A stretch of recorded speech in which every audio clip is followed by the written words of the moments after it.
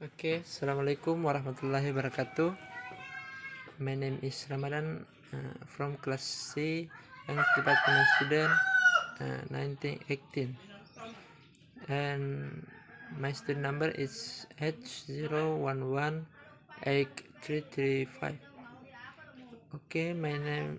My lecture's name of this course is Adi Ismail SPD MPD.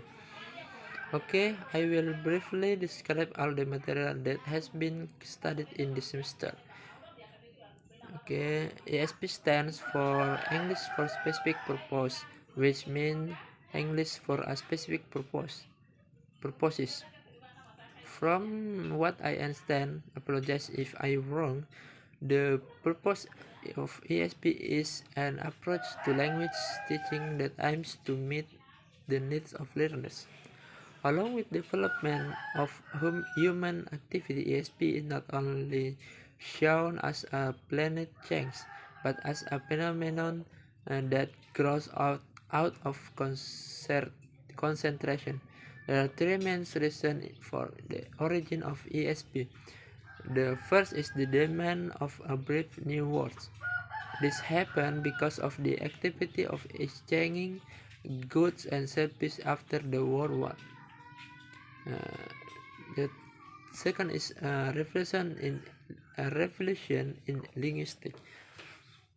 Traditionally, a goal of linguists is to describe the rules of English use, namely grammar. The third is focus on the learner, or focus on students. Students have different needs and interests, which will have an important influence on their motivation to learn a language and its effective so that learning is faster and better. The development of ESP. The first development is register analysis.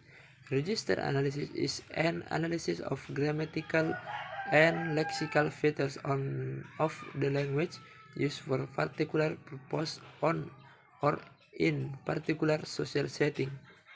The second is rhetorical or discourse analysis. In this stage, the second phase of development shifts attention to the level above the sentence. The third is target situation analysis. According to Hans Hutchinson and Weathers in 1987, target situation analysis was aimed to take student existing knowledge and setting it on a more scientific basis by establishing procedures for relating language analysis more closely to learner reason for learning. The next is skill and strategies. In this text, we concern to the two things: thinking process underlying language use and focus on underlying interpretative strategies. The last is a learning-centered approach. ESP concerned with language learning rather than language use. ESP course design has grown to become one of the most prominent areas of EFL teaching since the early 1960s.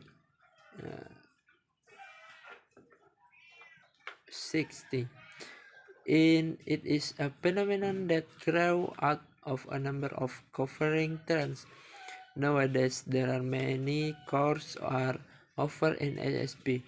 There have been several approaches in design course, but each of them has weaknesses and strengths. Having been established by physiology as an honorable subject of scientific research in early 20th century, we can identify three main stages of language development. The first is behaviorism. Learning as habit formation. In this theory is said that learning is a process of habit forming relationship and is valued by the quality of action that is important carried out from a sustained stimulus response. Mentalism. thinking as an activity that is governed by rules. In language learning, thinking as an activity that is governed by the rules is also a step in learning, where learning does not only consist of forming habits. The third is cognitive code, learning as thinking created in behavior theory. Students pretend to be passive recipients of information, but in cognitive theory, students become active information processors. Analysis for general and English specific purpose is the question will be the same, but the answer will be different. Nevertheless, for the time being, the tradition persists of GA that the learners cannot be specific, and as a result, no attempt is usually made to discover learners' true needs. Target the need analysis, something an umbrella term which is practice hides a number of important distinctions. In other words, target needs is what the learner needs to do in the target situation. Necessities are about what the learner has to know in order or to function effectively in the target situation. Lack is about what the learners know already. Want is perceived of subject needs of learners. There are probably many different approaches to ASP course design, as three as are course designers. However, we can identify three main types of course design. The first is language-centered course design. This is simple kind of course design and is probably the one of most familiar to English teacher.